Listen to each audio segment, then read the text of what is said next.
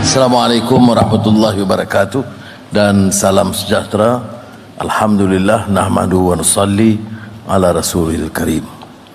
Saudara Datuk Seri Fadhil Yusuf, Timbalan Perdana Menteri, Saudara Muhammad Sabu, Menteri Pertanian Keterjaminan Makanan, Menteri,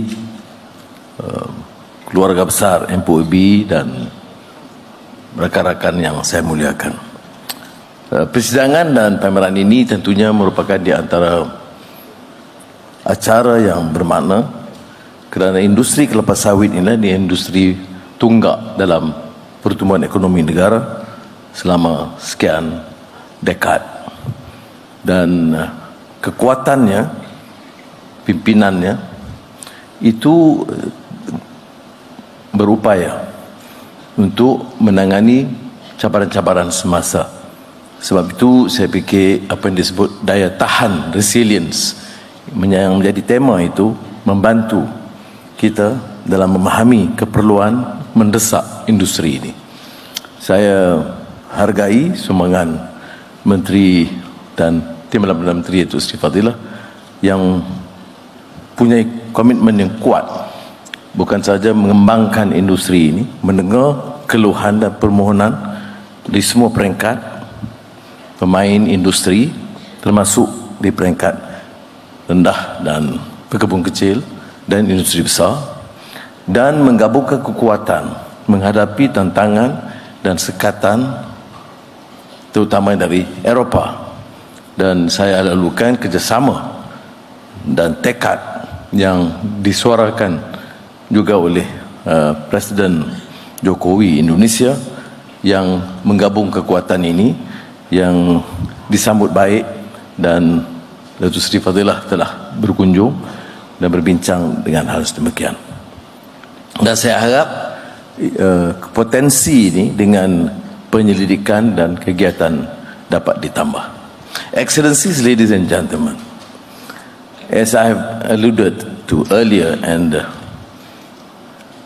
well expounded by Dr. Sri Fadilah, who has a better grasp of the industry than me, the industry is one of the key drivers of the economy, providing employment to more than 3 million people along its supply chain, including 500,000 smallholders. The industry stands out as a robust cornerstone in the pursuit of the Madani economy, propelling Malaysia towards its aspiration of becoming one of the world's top 30 economies. Distinguished delegates, globally, palm oil is the largest produced vegetable oil, which accounts for 32% of the 246 million tons of global oils and fats in 2022. Global production of palm oil is expected to reach 81.44 million tons in 2023, increasing by almost 3%. This is achieved by using only about 6% of the total land used by oil crops. Palm oil is the most productive oil, which yields at least 4 to 5 times more oil per hectare as compared to other vegetable oils. Malaysia takes pride as the world's second largest palm oil producer, accounting for 31% of the 87.39 million tons produced globally in 2022 and 40% of the world's palm oil exports. We managed to achieve this with only about 5.67 million hectares of planted area. This accounts for less than 2% of the total 312 million hectares of total area for oilseed crops production globally. Now, the overwhelming performance of the oil palm sector is also contributed by smallholders, who account for 28% of the total area for palm oil production. Now, recognizing their vital role, I've announced the incentive for oil palm replanting programs with an allocation of 100 million ringgit in the 2024 budget. I hope this incentive will enable smallholders to increase productivity by replanting old trees with new breeds. Now, there's one thing that I would like to add. We are proposing the possible synergy of the more established, advanced, successful industry with the smallholders. It has begun by some of the major companies, but I think that would render and assist in, firstly, the economic advancement of this country, but secondly, the welfare of the smallholders. I hope the MPOB and the ministry would seriously consider this, because relying totally on the smallholders and their capacity would certainly be more difficult because of the limitations in terms of research, understanding, and the challenge of the industry generally. So I would certainly, I would like to reiterate the point that with this initial grant of 100 million ringgit, now with the support of the major players in the industry, I would certainly be able to consider the possibility of increasing on condition these companies do have some form of support and synergy with the smallholders. So it's always carrot and stick. And I believe this is important. The second reason is because economy madani would require us to advance the welfare of society at large. And we cannot continue to see this gross difference and inequality between the more successful companies and the relatively smaller ones, which is huge in number, and sometimes fall into the lower income bracket. Now, advancing to other areas, I would take note of the fact that numerous studies have shown that palm oil is rich in phytonutrients and other beneficial components which can prevent and manage various non-communicable diseases. Now, as the world population hits the 10 billion mark by 2050, the demand for edible oils will increase tremendously. Palm oil remains a crucial factor in global food security.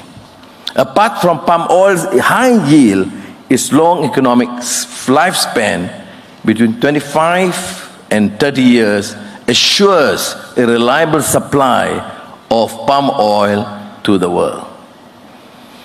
Excellencies and distinguished delegates and guests, given this significant role in food production, Malaysian food manufacturers have assured that the palm oil use is safe. Now, it's a growing and shooting battle which the ministry is familiar, and MPOB is actively pursuing this, and I've alluded to earlier, working with Indonesia, and I'm pleased that the new Prime Minister of Thailand, Prime Minister Seta, has given me the assurance that Thailand will come on board to work together with Malaysia and Indonesia and hopefully other countries in presenting our case, particularly to the European Union. And I must say that in my recent meeting with the Netherlands Prime Minister, Mark Rutte, who was here, he has given the assurance, at least as the largest importer of palm oil in Europe, that he would certainly show better understanding and empathy to the concerns of the industry, particularly the more advanced in terms of oil and the palm oil production, like Indonesia, Malaysia, and now growing to be in Thailand. And I've, on behalf of the government, expressed my appreciation to the efforts of the Prime Minister of the Netherlands. Malaysian agro-commodity products, primarily palm oil, timber, cocoa, and rubber exports, will also be subject to EU deforestation-free regulation, EUDR, which is expected to take effect by January 2025. While we agree with the spirit behind this regulation, I mentioned to Premier Abang Johari yesterday that the huge campaign against the emission of carbon emission of peat soil in Sarawak, that's been the past.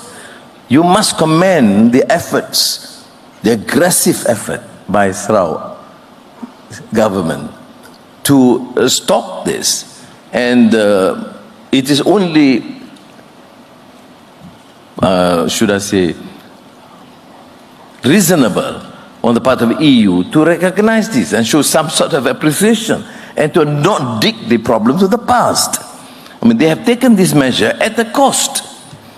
It is not something which is readily taken by governments, because that was the practice in some areas in the past, but the government had taken very aggressive, responsible measures, and I think countries in Europe should show some appreciation and reciprocate by not necessarily supporting it, financially, but at least to give that recognition, and therefore recognize the efforts by Malaysia and Indonesia and Thailand in this regard, and in their desire to continue with this reduction of carbon emission, etc., taking into consideration of the problems of the emerging economies. Malaysia strongly believes sustainable production is the way forward for the palm oil industry. Hence, we introduced a mandatory MSPO, Malaysian Sustainable Palm Oil Certification Scheme, in 2015, revising the standards with the MSPO 2022, which focuses on transparency, safety, and employment conditions, as well as environment, biodiversity, and ecosystem protection. In this regard, I am pleased to state that almost 100% of the plantations and palm oil mills in Malaysia have been certified sustainable under the MSPO scheme.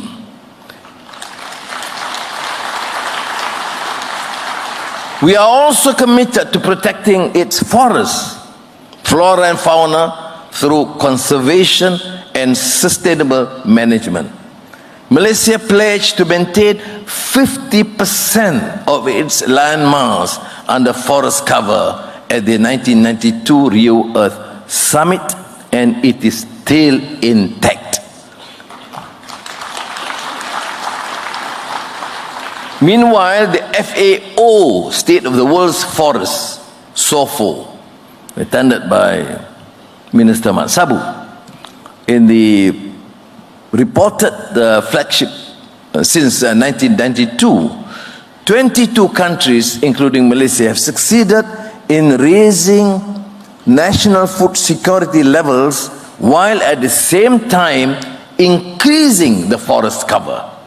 The Council of Palm Oil Producing Countries, CPOPC, should play its roles effectively in communicating the importance of palm oil to the economy and the well-being of the producing countries. Ladies and gentlemen, we have pioneered research in the oil palm sector and developed hundreds of breakthrough innovations upstream and downstream, leveraging on genomic insights to increase productivity. MPOB's groundbreaking work in decoding the oil palm genome in 2013 is the first reference oil palm genome in the world, which led to the discovery of Shell, the single most important gene controlling yield. Now, the Genome Sawit web portal developed by MPOB provides a platform to share the oil palm genome sequence data with the industry and the global scientific community. It is estimated that the DNA testing for Shell on a national scale would increase palm oil production by more than 3 billion ringgit annually. Malaysia showcased numerous technologies for the oil palm plantations to match the fourth industrial revolution.